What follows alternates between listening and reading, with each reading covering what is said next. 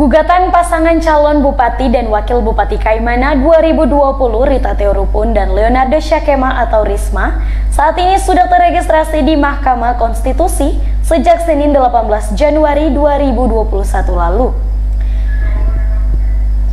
Kelengkapan dan kejelasan materi permohonan termasuk alat bukti telah diserahkan oleh kuasa hukum Risma ke MK setelah lembaga tersebut menerima dan melakukan registrasi gugatan. Bagaimanakah kelanjutannya? Upaya dari tim pemenangan Risma agar proses ini sampai ke final? Dan telah tersambung di saluran telepon salah seorang pengurus DPC PDI Perjuangan dan juga merupakan ketua fraksi PDI Perjuangan di DPRD Kaimana, Bung Charlie Maipau.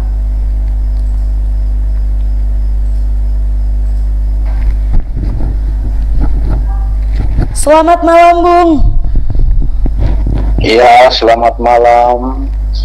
Baik, Bung. Seperti yang sudah kita ketahui, saat ini gugatan Risma ke MK sudah terregistrasi. Apa yang ingin Bung sampaikan ke publik Kaimana? Baik, yang pertama perlu kita ketahui bahwa pada tanggal 18 Januari kemarin, permohonan gugatan atas pelanggaran pilkada yang dilakukan oleh pasangan calon dan juga KPU itu sudah didaftarkan ke MK, sudah diregistrasi di MK,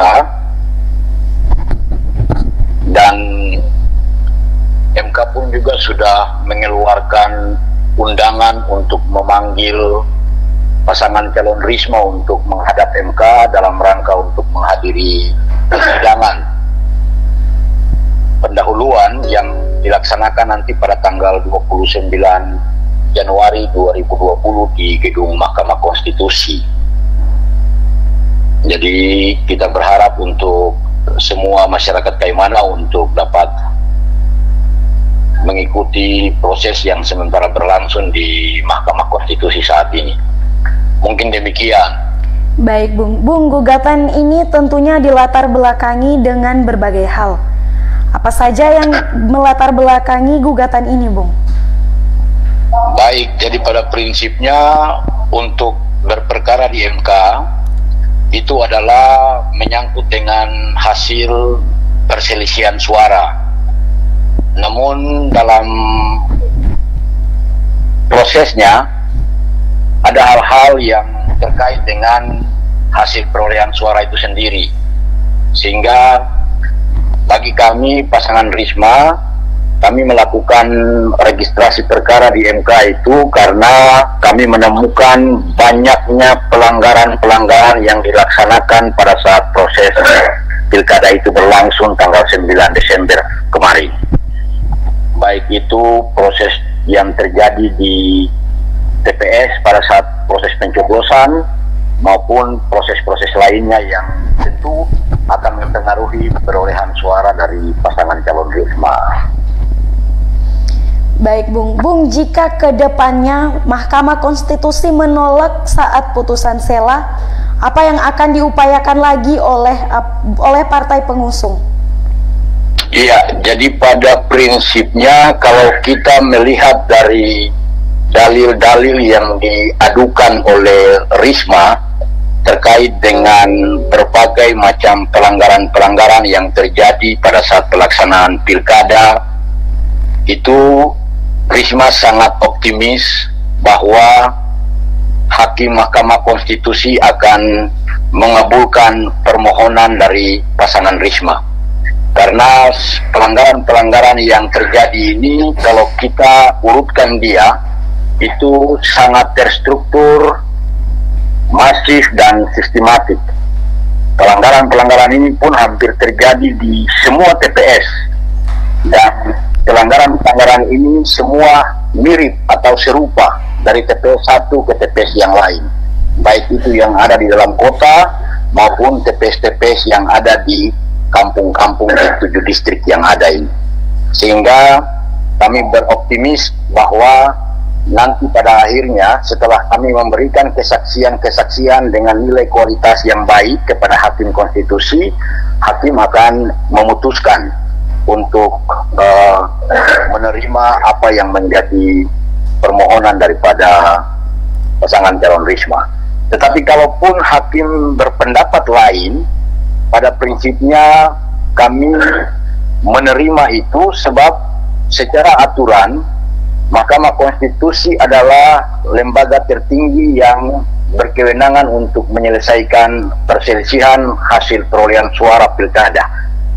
Itu mungkin yang perlu kami jelaskan kepada semua publik. Baik, Bung, dari gugatan ini tentunya akan sangat berdampak pada stabilitas politik di Kaimana sendiri. Apa yang ingin Bung sampaikan? Baik, yang perlu kita pahami ketika Risma berproses di Mahkamah Konstitusi, itu bukan hanya soal urusan politik. Tetapi kami menilai bahwa ketika kami mendaftarkan diri sebagai pemohon di Mahkamah Konstitusi, persoalan yang paling utama adalah bagaimana kami ingin menegakkan demokrasi yang benar-benar dilaksanakan secara jujur, terbuka, dan adil. Jadi persoalan keadilan ini yang ingin kita wujudkan dalam keputusan Mahkamah Konstitusi setelah nanti kami memberikan kesaksian-kesaksian dan kami menyerahkan bukti-bukti yang bagi kami sangat memberikan dukungan untuk hakim memutuskan terkait dengan pelanggaran-pelanggaran yang terjadi. Sehingga untuk kami nilai politiknya itu kami sampingkan dulu. Tetapi bagaimana proses demokrasi yang jujur, adil, dan terbuka inilah yang menjadi prioritas kami untuk kami sampaikan ke Mahkamah Konstitusi.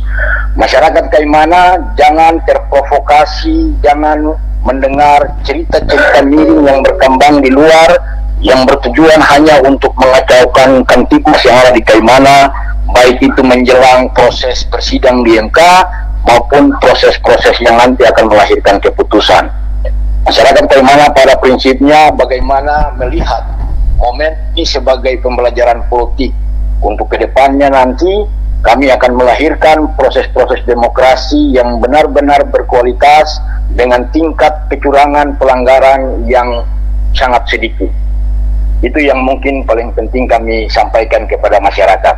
Sehingga tugas dan tanggung jawab kami sebagai warga masyarakat Kaimana pada saat Risma berproses di MK adalah menjaga Kamtipmas ketertiban dan keamanan yang ada di Kabupaten Kaimana ini.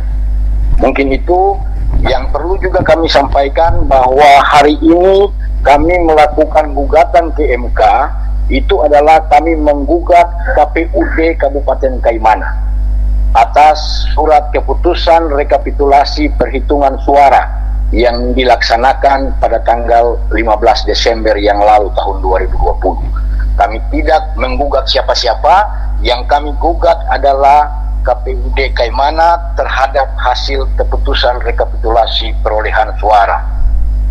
Mungkin demikian.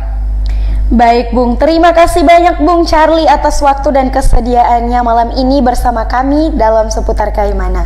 Sukses terus Bung dan selamat malam.